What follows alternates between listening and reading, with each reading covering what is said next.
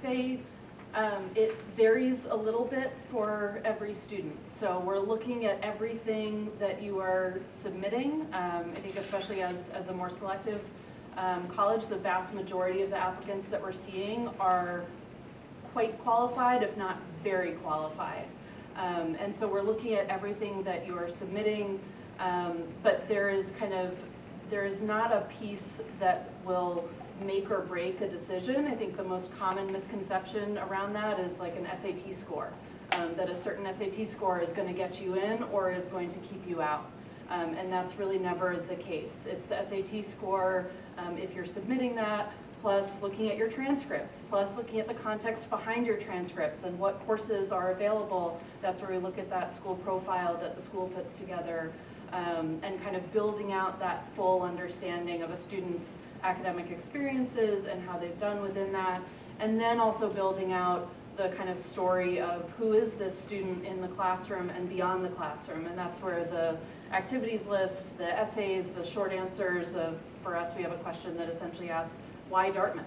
And we want to know, of all those 4,000, I think, universities and colleges in the United States, why were we on your short list?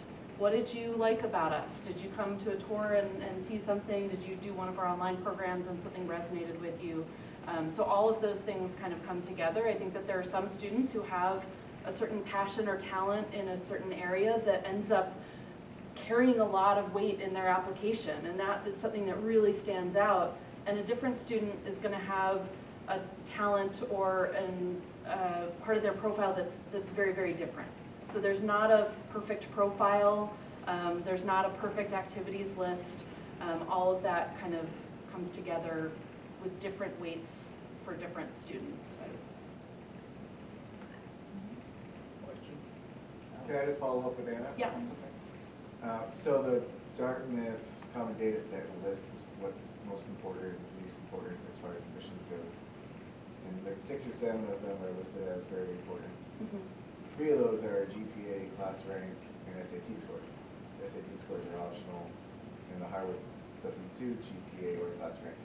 So when you look at our profile, how do you reconcile like the 3 most important pieces not necessarily being available? So I would say academic preparation and academic kind of profile is very important as a whole. And that comes through in different ways for different students. So we are still test optional for 1 more year. We've shifted our language a little bit that if you have taken the SAT or ACT, then we encourage you to share those scores with us. But it's not required and not every student is taking it. But we have part of my job is I also work with a lot of international applicants, and their transcripts look wildly different than transcripts here. And there are a lot of proficiency-based transcripts. So that idea, I think it's not necessarily the GPA specifically, but it's more your academic success. And that might be measured in very different ways at different schools. Sometimes it's immediately obvious to us how that's measured. Other times we open up a document and say, this is a little bit different. I'm going to go and open up the school profile. I'm going to dig into this a little bit more and make sure that I'm calibrating myself appropriately here to see that. I would just add, if I may, you know, every admissions officer, I think, in the world would say the same thing that I'm about to say, which is that every applicant is evaluated within the context of the school that has produced them, right? So I could tell you that I got a speeding ticket for going 76 and a 50, and that means something different in Canada than it does in the United States because the scales are literally different, right? And so our business is the same thing. And so kids come up to us at a college fair and says, you know, I have a 4.313 weighted.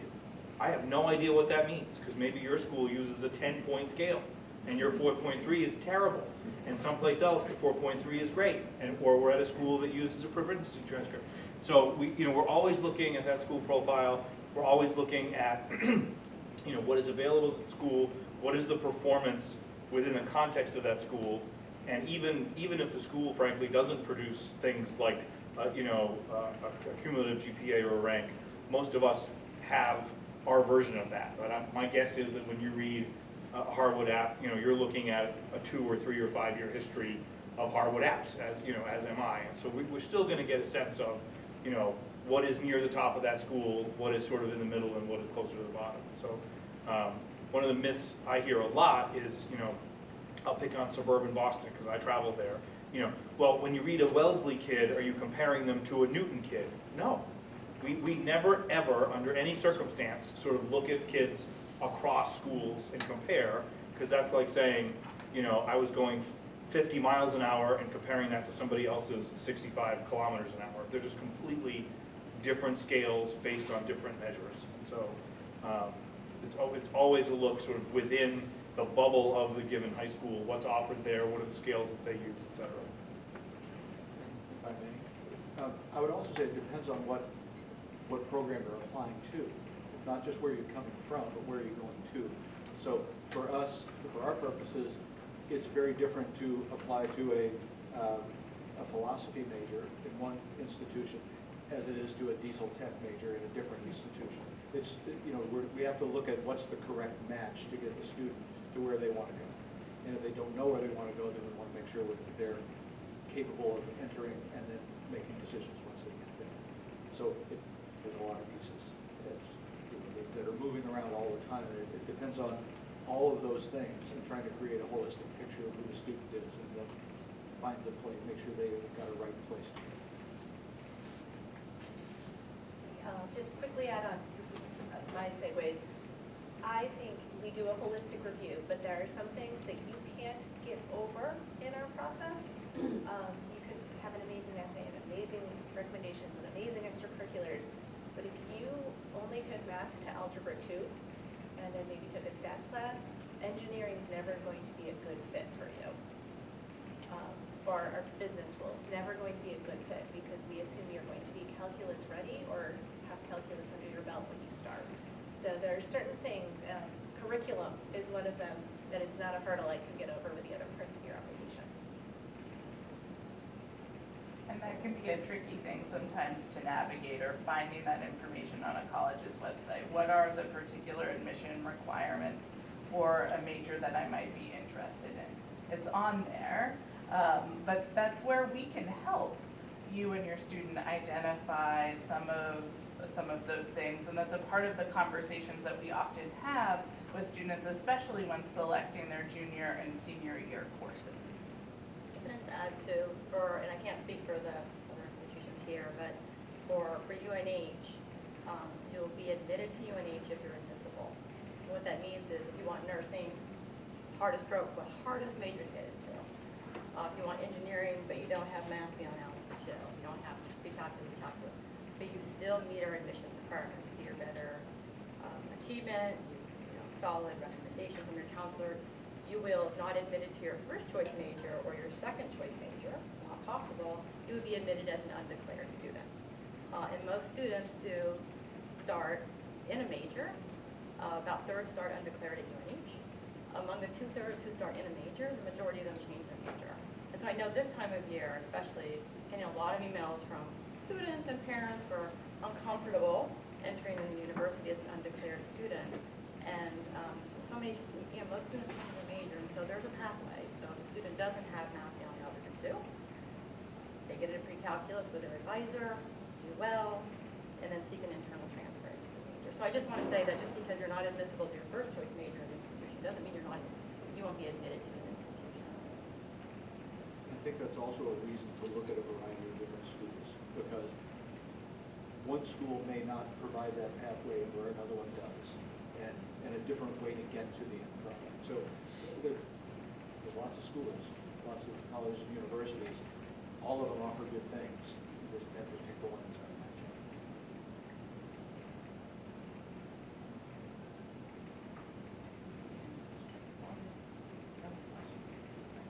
up. All right, is there an advantage to applying early decision versus early action? When's the best time to apply? So Middlebury offers a binding early decision program, and that's important. Some of my friends here have early action, which is not binding, and that's a critical difference. If a school offers a binding early decision program, that binding early decision program is the engagement ring of the college admissions process, right? It is the student's way of saying to that school, you are the school that I clearly love. You're the one that I want my future to be with. I will therefore apply under this binding agreement and essentially promise to attend your institution. What are the marriage vows? Forsaking all others. Yes, it's pretty much, for better, yeah, it's pretty similar. So at a school like mine, yes, applying in an early decision round can be to your advantage, no doubt, because the school knows you're essentially a guaranteed yield, right? So in regular decision, which we just finished, I have to know that, a certain other institution on this panel is going to take a whole bunch of my students away if they get into both of us. In early decision, that's not the case. They're mine if I take them. And so, I always say early decision can be to your advantage. If you look at the stats at Middlebury, our admit rate in early, it's artificially bumped up a little bit by athletic recruiting, which tends to take place in early decision in a lot of schools, but probably a 30 to 35% admit rate versus maybe 8 to 9 in regular. Undoubtedly to your advantage. But, and this is an important but, part of the reason that admit rate is higher is that those are the students who are saying, you're the one for me, right? They've done the research, they know the fit is there, and they're, you don't just put an engagement ring on any random person who walks by you on the street. You put the engagement ring on somebody that you know is a really good match for you, and so that deserves to be said.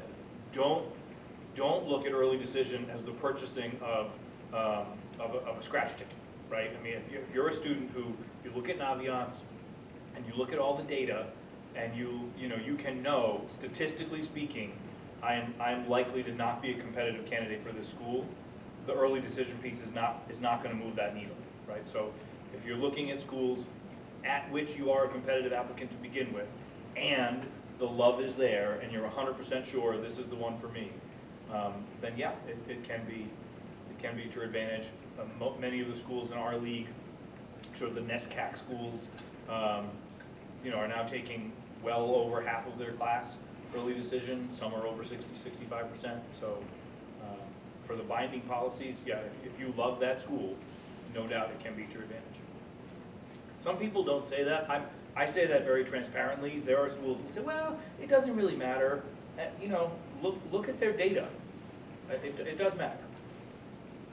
Unless maybe your early action on it, which is a totally different thing. I'll just say that I think the biggest misconception for us is people not understanding the role of recruited athletes also mostly being in that early decision pool, and recruited athletes have been they're going through the same process, but they have been working with the admissions office and coaches, on a different kind of timeline, and they are heavily, they're disproportionately admitted early decision, and so it kind of throws off the statistics a little bit. I would say that for Dartmouth, there's absolutely no downside to applying early decision if we're your top choice. I wouldn't say that it's maybe quite as much of an advantage as it sounds like it might be at Middlebury. But yeah, I think the first question should always be about that match, because again, we're also binding early decisions, so you need to be ready to make that commitment. So if you don't, just out of curiosity, application-wise, what is numbers around for like early application versus later applications, that stuff? Because you're going from like 35% down to 8% acceptance rate, but how many applications do you get at college, at your particular college year? So at Mid, this year we got 13,000 total applications. About 1,000 of them came early decision round 1 and 2, and about 12,000 came in regular. So just the numbers do explode going from that small, tight pool into the much wider pool. I will say, and I'm sorry to dominate, but if you are applying for financial aid, we often hear people say, there's no way I can apply early because I'm losing the opportunity to compare packages, which is a totally valid thing to think and feel. But again, ask the right questions. At least our 2 schools, we're going to meet your full demonstrated need. Your financial aid package will meet your full need and will not be different in early than it would be in regular. And so one of the things that kind of bums me out is I'll meet students who love the school, and they're afraid to apply early because they're afraid that they won't be able to afford it. But the whole point of a need-based financial aid system is that we're going to help you afford it, And so, you know, just know that. Having said that, certainly applying to 10 schools regular and you get into 8 of your 10, you know, putting all those packages on the dining room table and comparing, some of which might be merit scholarships versus non-merit, I mean, that can definitely be an advantage. And so just know that that's, you know, if that's something you and your family need to do, then applying early does take away the ability to do that. At UVM, we have ED, early decision, and early action, and regular decision. Like my colleague said, early decision, you know we are the number one. Our split for applications is we got about 300 applications for early decision. We got 12,000 for early action, and I'm getting my numbers wrong. We got around 18. No. The years are so many years. Anyways, we got more than half of our applications early action, and we're around 30,000 applications, and then we make up the difference with regular decision. It is easier to get admitted through early decision for those same reasons.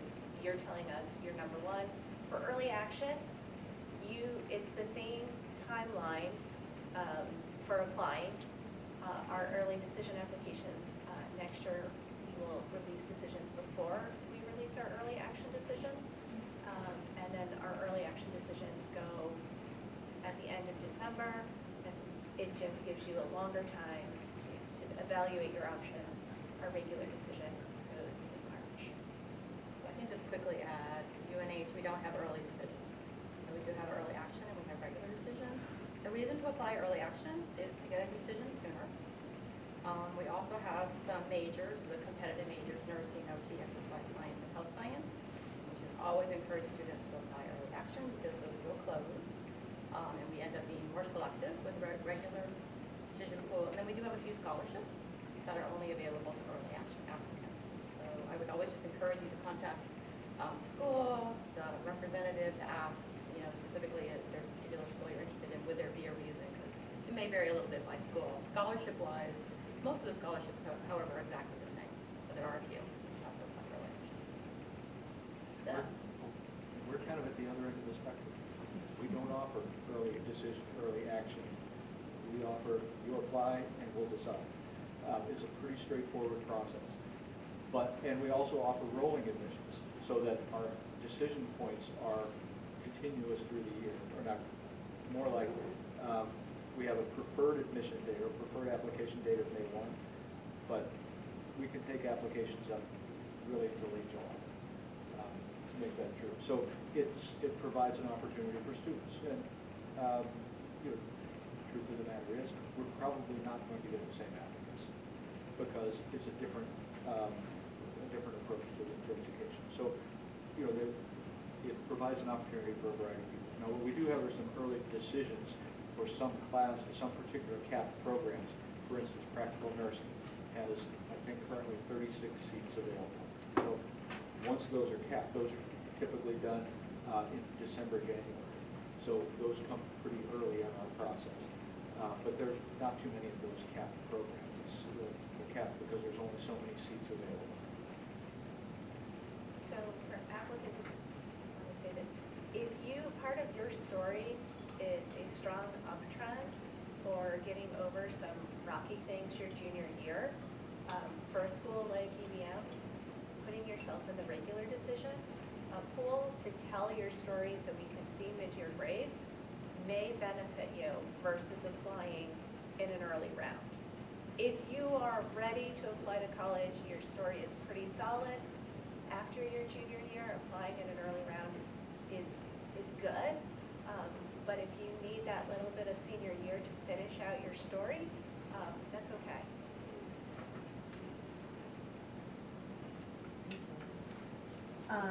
So we get a lot of questions from students about the college essay. So I'm wondering what advice you can offer, and you know, maybe speak a little bit to what you're looking for in college essay. talk a little bit about this? We're spending a lot of time, I've spent a lot of time on ChatGPT recently. I don't know if any of my colleagues have.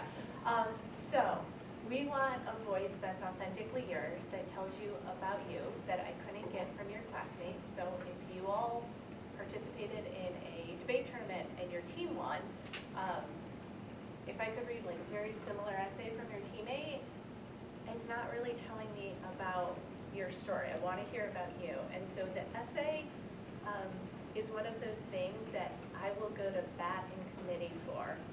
A student who writes a really compelling story about themselves and what they did, and how they changed the conversation in town meeting day about something. Or my favorite essay was about family of 5. You know, lifts typically are limited to 4. They were always the 5th person, and how the conversations on meeting people from all over the world has shaped their lives and had them participate in different activities. And those are the little stories that a robot is not going to write for you.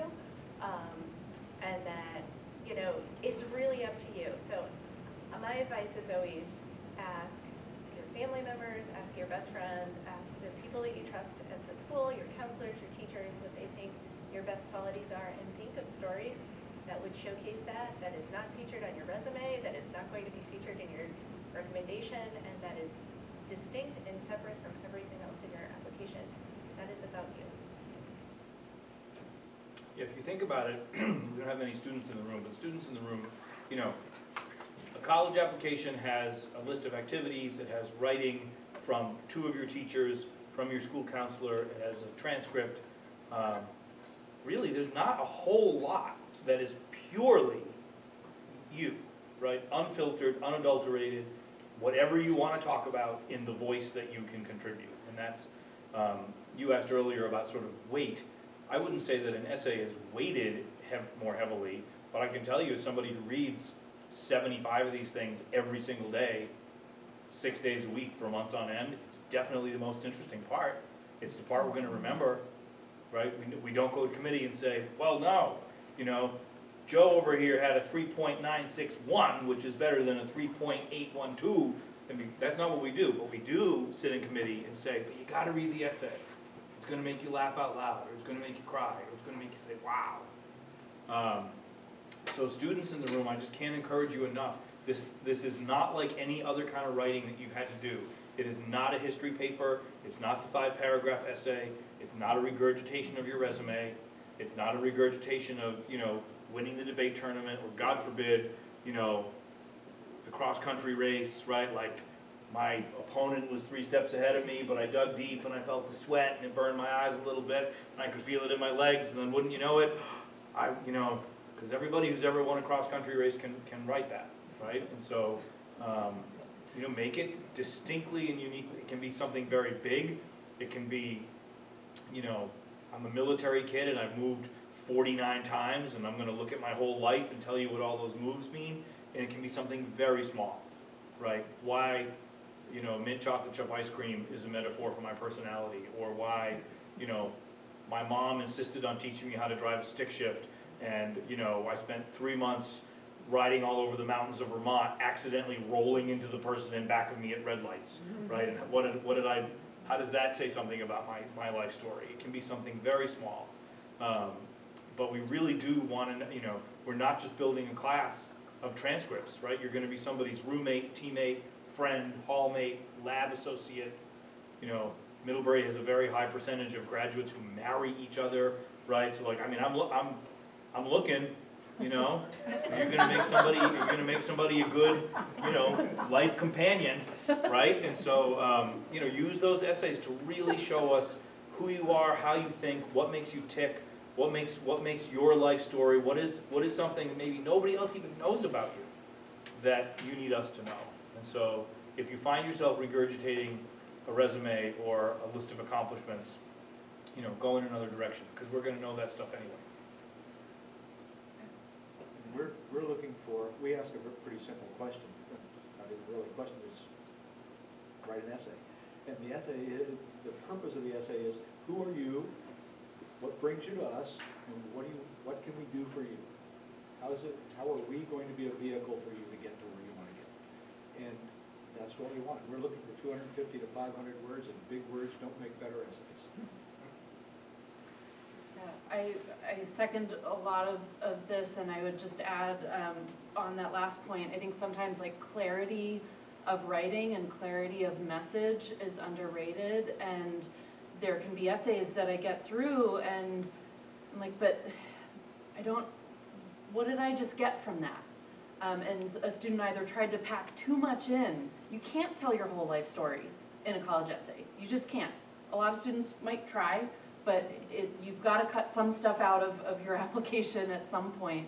And so sometimes honing in on something that's a little bit more narrow, but being able to share that clearly, concisely, in a way that if we're in a situation where one of us is going to a committee table and going to bat for you, we can kind of pull something out of that essay. That can be really important. And then I would also say, so a lot of applications will have, they might have a main essay that might be going to multiple colleges, and then many of us will also have school-specific like supplemental questions that are in there. And that is a really important opportunity to show us that you've done your research, that you understand us. A lot of times those questions will be a little bit of an insight into what we care about, or something that we're proud of, or something that we value in our community. And there are some great websites out there that can give you inspiration. Please don't use the examples that they have as a kind of Mad Libs thing where you take that example and put in your own words, because we have also seen those websites, and when those look a little too close, we notice that. But those short answers, even if it's just a paragraph, those can sometimes I'll, as we get into the depths of reading, I'll switch my application reading style and kind of start with the why Dartmouth. And that might be the first thing that I'm learning about a student in some situations. So those carry a lot of weight for some schools. Fun fact, Middlebury and Dartmouth have quite a bit of overlap. Sometimes students forget to pull the why Dartmouth out. Yep. I don't want to know why you want to go to Dartmouth. Okay? And so if you're writing something that is school specific, make sure it is really to that school only. Those are not pieces to regurgitate. All right, our next question is in a similar vein, but what do you look for in terms of teacher recommendations and counselor recommendations? Are you looking for specific types of teachers, or what advice would you give about who they should ask? I want to look at who they chose to ask, because that may tell me something. And then what the experience, the interaction between the teacher and the student has been, how that's described. So that's the strongest recommendation that I get, that I read anyway. And I think that's important. We ask for usually one and sometimes two, depending on which program the student's going into. We want one from a teacher at least, and one from a counselor or principal. And so that we have the more personal interaction piece, and also more of an administrative overview. For us, we only require one. We do prefer a deacon counselor who has a broader perspective on students. So it's not just about how you've done in math or in physics, but how you've done across your 3 years in your high school curriculum. And then also, it's most important actually not for those top students, right? The recommendations are generally glowing.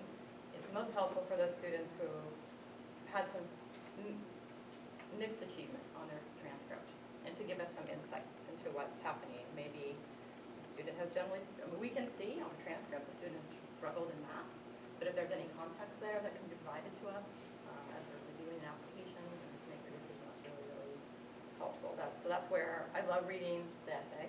I love reading the counselor recommendation particularly, because we provide that additional insight that is really, much like the school profile, is really essential to understanding the student from the high school and the counseling perspective.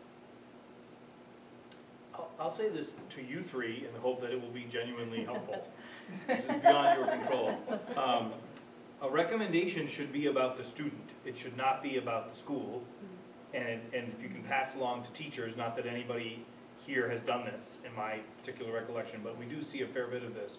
You know, if you read a page, and if one paragraph is the teacher's bio, and the next paragraph is a detailed assessment of, you know, what we did in molecular biology, looking at, you know, rDNA sequencing, you know, there's sometimes a recommendation can have a lot of words on it, and very few of them are actually about the student. And so, the truth is, I don't care about the teacher's bio, I don't care where they got their PhD, I don't really care what, you know, the particular assignment is in organic chemistry. I want to know, who is this kid in this class? How do they work with others? What is their motivation to learn? What do they contribute to the class? And so, if you want to pass that along, there's a lot, there can be a lot in a teacher rec that, depending on who the teacher is, it's more about the teacher than it is about the student. And you know, a rec is a great portrait. You know, these days, especially at highly competitive schools, you know, almost all of our applicants are going to have killer numbers. So if you've all got a great number, the recommendation is a way to, you know, but who are you in that class?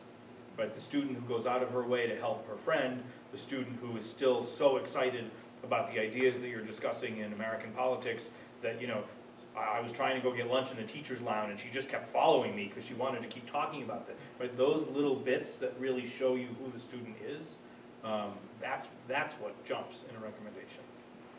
I think, yeah, intellectual curiosity, that kind of engagement, is something that seeing an A on a transcript or whatever format that might look like for a school, that doesn't necessarily tell us like what got the student to that A. Was that a student who didn't have to work very hard for that and you know, got an A, or was that a student who was really going above and beyond and that led to that A? What is that student's impact on the learning environment for others in the classroom? And that might be something that you consider when you're thinking about who you ask for those recommendation letters. Is there a classroom where you've had experiences where you feel like you've really kind of been more engaged, and maybe it's because it's a subject that you really like a lot. Maybe it's a teacher that you just kind of click with, and you feel like that's then a teacher who knows you well and has sort of seen you at your best. And that's something that, you know, again, if we're thinking about like a smaller classroom environment, at my school, we want every person's contribution in that matters. And so we want to see what's behind those grades, which doesn't come through on a transcript. So, who would you rather have a recommendation from a teacher with a subject you're not really good at, or one that you're really good at? There's not necessarily a like correct answer to that, but I would think about like what, I think you could do either. I think it's a teacher who is gonna know you best and has seen you at your best. And so maybe that translates to the class that you have done well in, but if that's a class that you've done really well in, but you actually have kind of sailed through without having to work very hard, and maybe you haven't been very engaged in that class, and there's another one that you're really interested in it, and it's a really hard grader in that class, and maybe that's not your top grade